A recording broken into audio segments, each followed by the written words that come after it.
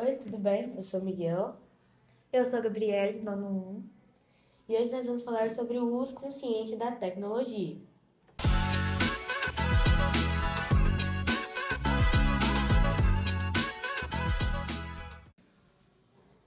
O uso demasiado da tecnologia vem afetando cada vez mais a saúde mental dos jovens. Você já se perguntou o real impacto disso?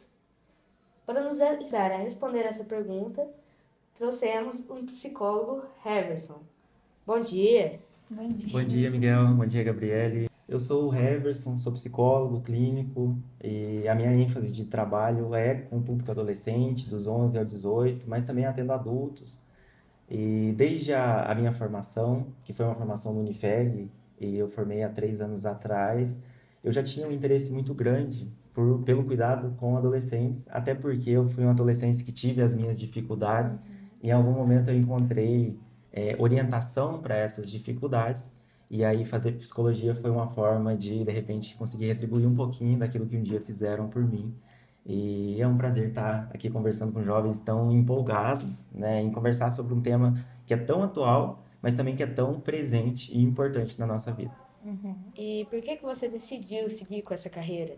Eu decidi seguir com o caminho da psicologia justamente porque pelas dificuldades que eu tive e ter instrução sobre essas dificuldades, acabou possibilitando que eu conseguisse alcançar alguns sonhos, alguns objetivos muito grandes e, ao mesmo tempo, diminuir o sofrimento que eu poderia ter passando por essas situações.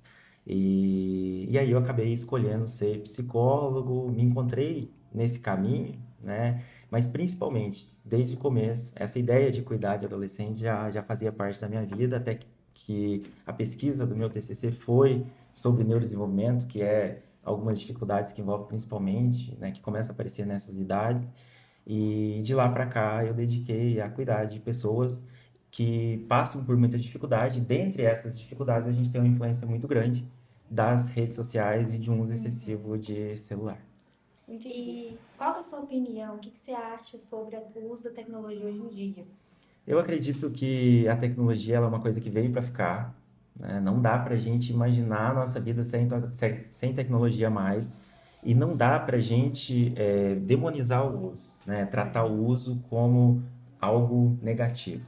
A tecnologia ela faz parte. A grande questão não é se a gente usa ou não, mas é a gente conseguir ajudar, principalmente vocês que são adolescentes, que estão chegando numa era extremamente rápida e conectada, a conseguir usar a tecnologia sem que ela provoque muitos prejuízos e que ela traga muito mais benefícios do que prejuízos.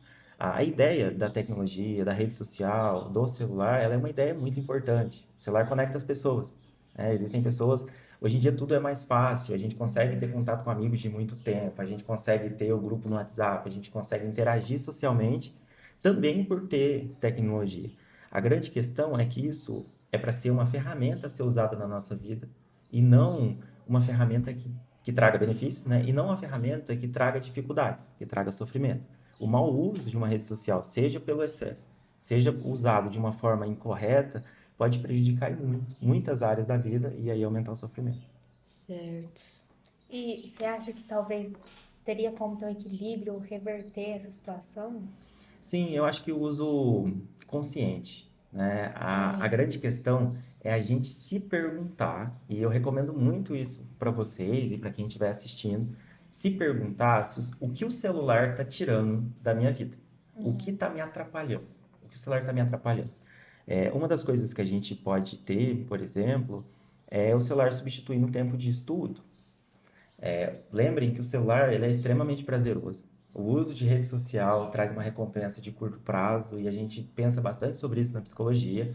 Então, ele é feito para ser algo realmente muito prazeroso. Ao mesmo tempo, o estudo nem sempre é tão prazeroso. E aí a gente tem que tomar cuidado para não ficar um cabo de guerra dentro da gente entre eu preciso estudar, mas o meu celular está acendendo a tela e eu quero ver o meme que a minha amiga me mandou. E aí o celular começa a substituir um tempo que é importante para outras coisas. E isso vale também, por exemplo, para tempo em família. E essa é uma dificuldade não só dos adolescentes. A maioria das casas hoje em dia senta todo mundo em volta da mesa, cada um com um celular e cada um vivendo uma vida. E como vocês são adolescentes, vocês estão passando por um período da vida onde está construindo a própria identidade. A nossa identidade é quem a gente é, o que a gente gosta, como que a gente enxerga o mundo. E nesse período a gente também surgem muitas dúvidas. E de repente, muitas dessas dúvidas podem ser tratadas com os pais, sentado ali numa mesa, conversando no jantar. E aí a tecnologia usada de uma forma errada distancia, por exemplo, adolescentes dos pais e familiares. E aí, quando tiverem dificuldades, fica mais difícil ter a instrução de um adulto ou de alguém que já passou por isso. Então, eu acredito que o caminho para reverter, né, ou o caminho para ter um uso mais consciente, começa na curiosidade. O que isso provoca de prejuízo? Identificar qual prejuízo é e começar a ficar bastante atento a isso. E, se necessário, pedir ajuda. Certo. Quais são os benefícios? O que que isso causa na vida das pessoas? Como isso impacta na vida das pessoas de forma negativa? Então a gente tem, né? Aí vamos pensar, um primeiro prejuízo seria essa interação social com adultos que, né, Comparação também. em tese, ajudariam a desenvolver uma forma de pensar, a passar pelas dificuldades. Então já era um problema muito grande. O segundo, esse ponto que você trouxe de comparação, ele é extremamente importante para a gente. Lembrem que a rede social, ela é só um recorte da vida das pessoas. Vamos ser muito sinceros? Ninguém posta foto no Instagram no fundo do poço. É, A gente quer postar foto do momento legal. A gente quer postar foto da festa, a gente quer postar foto da praia, a gente quer postar foto dos momentos legais da nossa vida, a gente quer postar fotos dos momentos tristes. é. A grande questão é que, então, se eu entrar no Instagram, eu vou estar vendo só o recorte feliz da vida das pessoas. E aí, esse ponto que você trouxe de comparação, ele é muito importante, porque, de repente, eu posso começar a comparar a minha vida real, que tem problemas, assim como a vida de vocês, assim como a vida de todo mundo, com um pedacinho da vida de algumas pessoas. E aí a gente entra mais um problema. O Instagram, o celular, né, redes sociais, elas são feitas para a gente gastar muito tempo nelas. Se eu entrei no Instagram e vi a foto do meu vizinho na praia e eu curti, o Instagram entende que eu gosto do conteúdo envolvendo praia. Então ele começa a me entregar fotos ou conteúdos parecidos com aquilo. Quanto mais tempo eu gasto, mais ele entrega. E aí, imagina que se eu olhei uma foto e fiquei me comparando com aquela pessoa, seja pela vida que parece melhor que a minha, mas que na verdade não é, é só aquele pedacinho ali que parece ser, ou com o corpo que de repente é um corpo muito mais ideal que o meu, e de repente talvez não é, né? Talvez aquela pessoa tenha uma realidade muito diferente da nossa, tem Photoshop naquelas imagens. E o Instagram começa a entregar cada vez mais isso, entende que aí a comparação vai aumentando, aumentando, aumentando, até chegar num ponto de que eu questiono que a minha vida, o meu corpo, minha aparência, meu jeito de ser é muito pior do que o das outras pessoas. Então, esse ponto da comparação é algo extremamente importante, como um prejuízo que a rede social pode trazer. O outro prejuízo importante é o sono. O nosso sono, ele é fundamental. Ele não é opcional, ele é fundamental. E na adolescência, a gente tem uma necessidade de sono muito maior do que na idade adulta, por exemplo. E esse sono, ele precisa ser não só um sono em quantidade de horas, mas ele precisa ser um sono com qualidade. Para um sono ter qualidade, e isso é muito bem fundamentado, a tela antes de dormir prejudica muito essa qualidade. E aí, para um sono ter qualidade, a gente precisa ter tempo de repouso, tempo de descanso antes de dormir. E o problema é que isso aqui vai praticamente para a cama com a gente todos os dias e a gente fica muitas das vezes assistindo até 30 segundos antes de dormir. Uma coisa muito comum de adolescente falar para mim é que usa o celular para pegar no sono. Eu pego o celular e eu fico mexendo até dar sono. E aí, não, mas eu consigo dormir. De repente a gente olha, a quantidade de sono tá ideal. Só que tá sendo aquele sono que não tá descansando. Acorda no outro dia, tá indisposto para ir para a escola. A atenção tá ruim, tá esquecendo as coisas. Então, o celular ele pode estar atrapalhando muito o sono. E aí é um prejuízo extremamente importante. Tem muito da qualidade de sono, porque você pode dormir, tipo assim, 12 horas, mas você acorda como se você nunca tivesse dormido.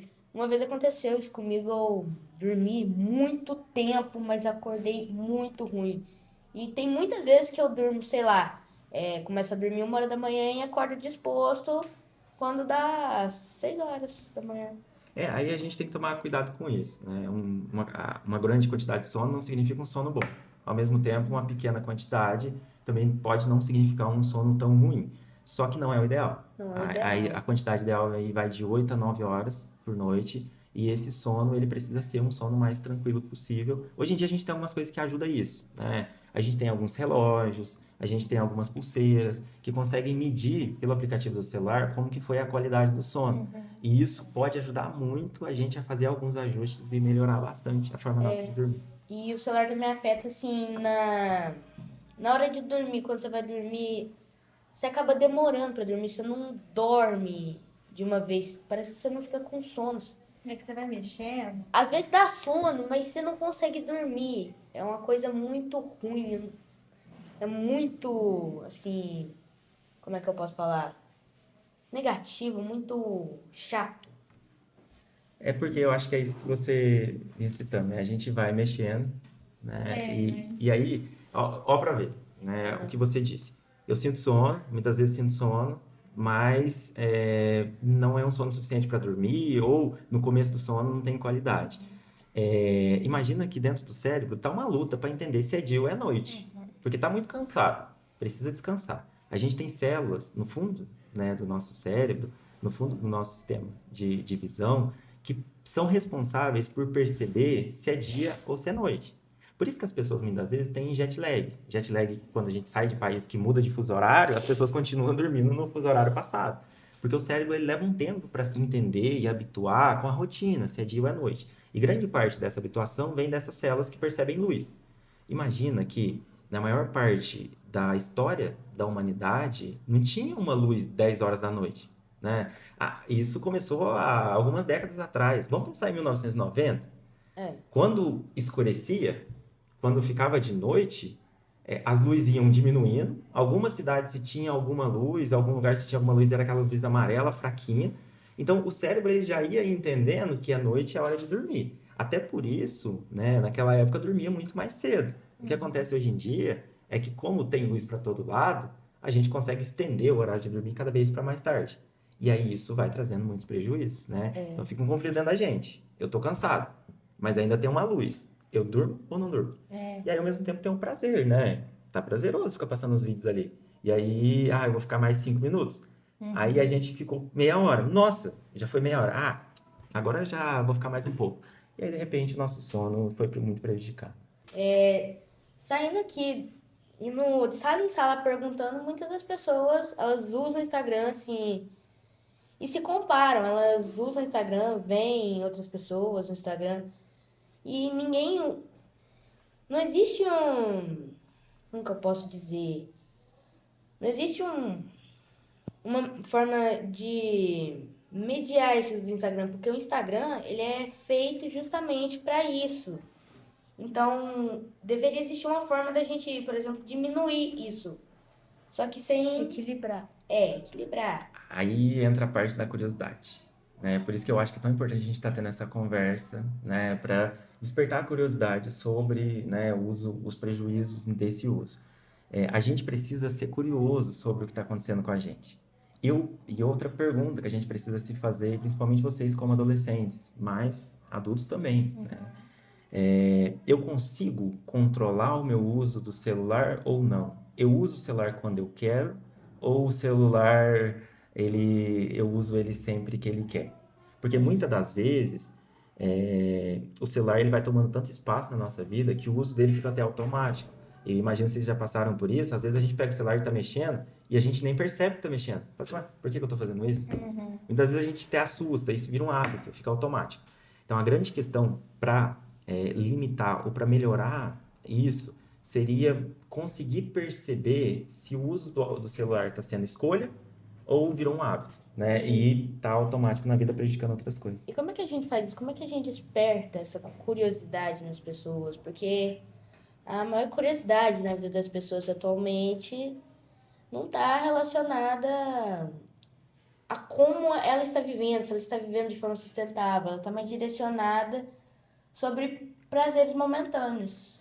E aí eu acho que começa com essas perguntas mesmo, sabe? Se perguntar se realmente eu estou fazendo um bom uso das redes sociais, o que que essa rede social está tirando de mim, o que que o tempo que eu estou gastando no Instagram, o que eu estou deixando de fazer por estar gastando um tempo no Instagram.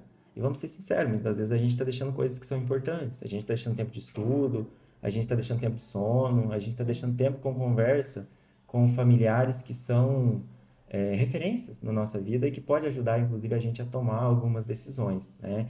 Então, eu acredito que a principal possibilidade de reverter isso, ou, né, caso exista alguma dificuldade, seja fazendo essas perguntas e percebeu que não consegue sozinho, a gente tem muitas ferramentas de ajuda, né? A gente tem, por exemplo, a própria psicologia, que hoje cuida muito desses problemas comportamentais em decorrência de um uso excessivo de telas, de redes sociais. A gente tem muitas ferramentas para conseguir lidar com isso. A grande questão é não perceber que tem sofrimento. O grande problema é o sofrimento. Está provocando sofrimento, deixou de ser prazeroso e começou a ser um problema, uma dificuldade, não hesitar também em buscar ajuda. Certo. Agora entrando, assim, saindo um pouquinho desse assunto, esse uso excessivo de celular afeta muito na gente pensar, a gente para de pensar. Por exemplo, agora, automaticamente, quando uma pessoa vai fazer um trabalho, ela provavelmente vai na IA e pede para IA. Aí a gente tem outro problema do uso indevido disso, né? Muitas das vezes que eu vou fazer um trabalho, eu me pego usando a IA para responder uma perguntazinha, fazer uma coisinha lá, uma coisinha aqui. Então, Aí a gente tem uma ideia relacionada a esforço, né? O nosso cérebro, ele precisa de esforço para aprendizado, ele precisa de repetição. E muitas tarefas que a gente faz na vida, muitas coisas, muitos desafios que vocês vão enfrentar daqui para frente, eles vão precisar de esforço, eles vão precisar de muitas horas de bunda na cadeira, de sentado, de estudando, de aprendendo. E o grande problema de um uso indevido ou errado de uma inteligência artificial, por exemplo, é começar a economizar esforço cognitivo, economizar pensamento. Então, vamos lá, né? Ao invés de fazer uma conta, aplicar uma fórmula de física, ao invés de fazer uma conta de matemática, que é muito complexa, ou pesquisar no GPT e pedir para ele dar uma disfarçada, para o professor não perceber, pesquisar no GPT é mais fácil. E aí lembre, né? O nosso cérebro ele vai ter uma tendência a escolher o que é mais prazeroso, o que é mais rápido e o que é mais fácil. Só que a gente precisa fazer esse exercício contrário. Não tem problema usar a IA para a gente aprender a fazer aquilo. Mas se só ela souber, a gente vai aprendendo, a gente vai deixando de aprender a se esforçar. E existem coisas na vida que o esforço ele é inegociável. E agora você passa um conselho, uma ajuda, assim, como a pessoa consegue com a tecnologia, sobre o uso. Então eu acho que olhar, né, dessa forma crítica, ou se perguntar se realmente está me ajudando ou está me atrapalhando. E tem uma coisa que normalmente eu recomendo muito para adolescentes que eu atendo, é que às vezes a gente tem que deixar o nosso celular de castigo. Às vezes a gente tem que deixar o nosso celular de castigo lá dentro do armarinho do banheiro. Então, se tem uma recomendação para conseguir lidar, por exemplo, com o uso do celular e tornar mais fácil outras tarefas que a gente precisa fazer, por exemplo, construir uma redação, escrever uma redação, é no momento que for fazer essas tarefas, não deixar o celular próximo para ficar competindo a atenção. Porque se ele estiver próximo de mim, virado para cima, com a tela piscando o tempo todo, eu sempre vou ficar olhando para ele, voltando, olhando para ele, de repente eu entrei no Instagram, e tudo isso vai atrapalhando muito a fazer uma tarefa que é mais difícil. Então, quando for fazer algo que realmente é mais difícil, que vai levar mais tempo, pega o celular, coloca ele de castigo, coloca ele lá dentro do guarda-roupa, você já não vai conseguir ouvir o barulho dele, não vai conseguir ver luz piscando, e em pouco tempo vai ser só a redação que vai estar na sua frente, e aí vai ficar mais fácil de construir. Então, essa também é uma das recomendações. A outra é olhar o sono, escolher um bom horário para dormir, né? E escolher um horário que tem tempo suficiente para ter uma boa noite de sono, perceber se está acordando descansado ou não, e se fazendo essas perguntas, né? Será que o celular está me ajudando, me atrapalhando? Uma hora antes de dormir, eu estou conseguindo deixar o celular de lado? E de lado não é do lado da cabeceira da cama. De lado é lá na mesinha do computador. Porque de repente, se eu acordar de madrugada, a primeira coisa que eu vou fazer é o quê? Eu vou acender a tela do celular, vou mexer um pouquinho no Instagram, aí durmo de novo. Esse tempo já é o suficiente, inclusive, para prejudicar o sono dali para frente. Então, essa é a recomendação. Da mesma forma que isso aqui está cada vez mais presente na nossa vida, em momentos específicos, a gente precisa ter a liberdade de conseguir pegar isso aqui e colocar longe da gente e conseguir ficar sem ele um tempo. Eu sei que é difícil.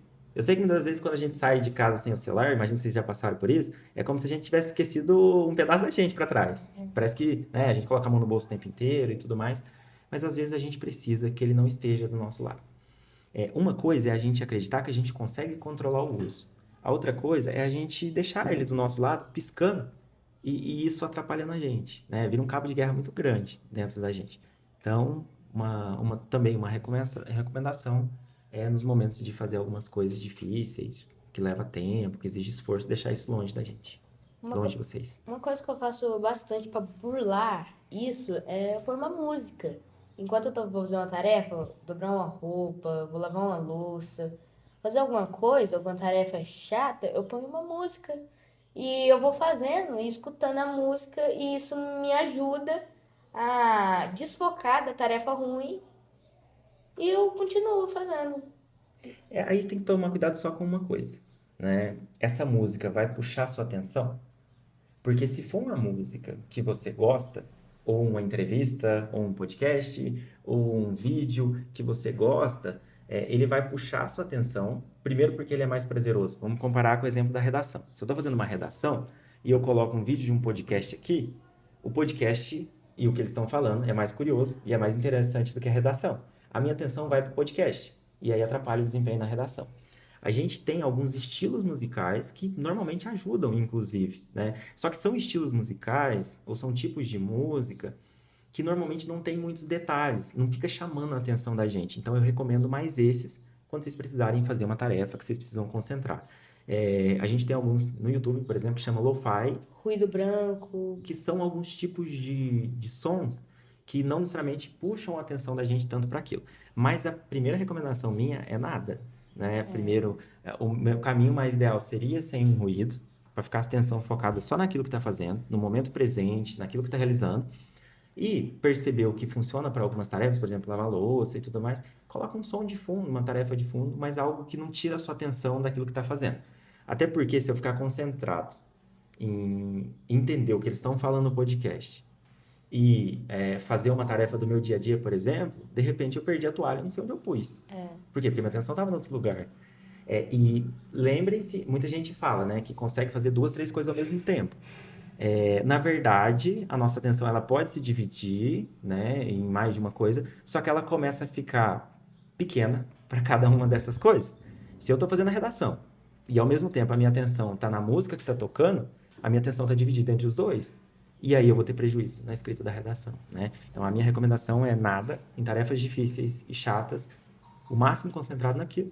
E em outras que conseguir conciliar, colocar um som que de repente não tira tanta atenção. Geralmente eu faço isso em tarefas mais que não exigem tanta atenção. Eu coloco uma música e se for uma tarefa que exige mais atenção, eu geralmente coloco um ruído branco só para ajudar a concentrar mais rápido. Quando eu vou escrever alguma coisa, por exemplo, eu detesto escrever coisas. Eu prefiro muito mais resolver uma equação do que escrever. Uma coisa que não é pra mim. Aí então eu coloco um ruído branco às vezes vai assinar um som de natureza. E isso, por algum motivo, eu consigo concentrar numa velocidade que eu concentro de uma vez naquilo. E aí é a questão de fazer a pergunta se está atrapalhando ou não. Pelo que você falou, né, pela sua experiência, te ajuda, não te atrapalha, né? Então é por isso que eu acho que a gente tem que ser crítico sobre o que está acontecendo com a gente.